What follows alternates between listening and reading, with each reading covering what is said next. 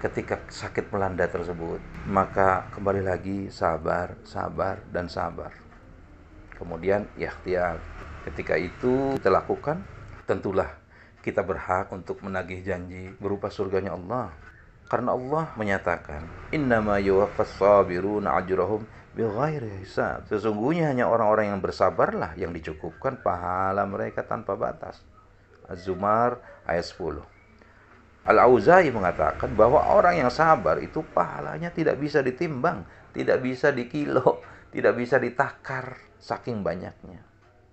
As-Suddi mengatakan bahwa balasan bagi orang yang sabar tentu tadi adalah surga. Sahabat Risalah Al-Muslimun, mari kita bisa mengayak lebih lembut lagi, bisa memfilter lebih presisi lagi tentang bagaimana pilihan hati yang unggul ketika kita memilih kesabaran sebagai tameng dari sebuah ujian. Dalam hadis yang diriwayatkan secara muttafaqun alaih dinyatakan an Atha bin Abi Rabahin qala, dari Ibnu Atha bin Abi Rabah berkata, qala li Ibnu Abbasin, ia berkata bahwa Ibnu Abbas berkata kepadanya, ala urika imra'ata min ahlil jannah, maukah engkau kutunjukkan wanita yang termasuk penduduk surga?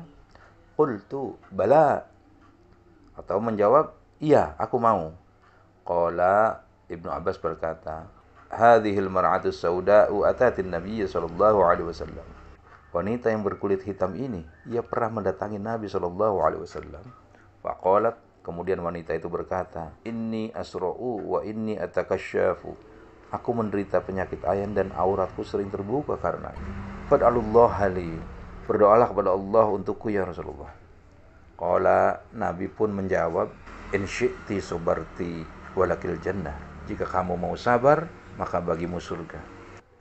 Wa in syi'ti da'autullaha an yu'afiyaki. Jika engkau mau, aku akan berdoa pada Allah supaya menyembuhkanmu. Faqalat, wanita ini pun berkata, asbiru, aku memilih bersabar. Faqalat, inni atakasyafu fad'ullaha an la atakasyafa. Auratku biasa tersingkap kalau aku terkena ayan. Berdoalah pada Allah supaya auratku tidak terbuka. Fada'alaha, Nabi kemudian berdoa pada Allah untuk wanita tersebut. Dari keterangan yang tersebut itu kita bisa dapati sebuah kesimpulan bahwa ketika kita menggunakan baju kesabaran dan menggunakan perhiasan berupa ridhonya Allah, ketika kita mendapatkan ujian di dunia, maka kita akan meraih surganya Allah. Maka ketika kita sakit, cara yang ditempuh adalah pertama kali berdoa dan mengharap hanya kepada Allah semata tentang kesembuhan itu. Karena Dia yang memberi penyakit, maka Dia pula yang menyembuhkan. Dan ditambah pula ikhtiar untuk berobat atau mengkonsumsi obat. Dari hadis wanita yang terkena penyakit dan auratnya terbuka ketika penyakitnya itu datang, maka kita bisa mendapatkan pelajaran bahwa tekad kuat untuk bisa menahan penyakit, ditahan penyakit itu, diterima penyakit itu adalah lebih utama daripada mengambil keringanan untuk disembuhkan sebagaimana yang dialami oleh wanita tadi.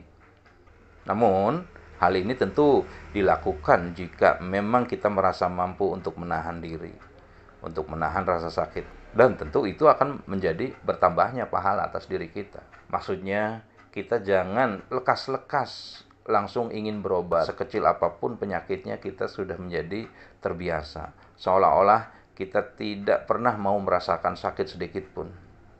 Itu maksudnya. Karena sakit dan sehat itu adalah dua kebaikan sebagaimana tadi dikatakan. Bahwa ketika sehat dia akan bersyukur, akan taat kepada Allah, dan ketika sakit dia akan bersabar. Demikianlah ikhwatu iman hal yang berkaitan dengan keadaan di mana apabila kita sakit. Aqulu qauli hadza wa astaghfirullah li wa lakum. Assalamualaikum warahmatullahi wabarakatuh.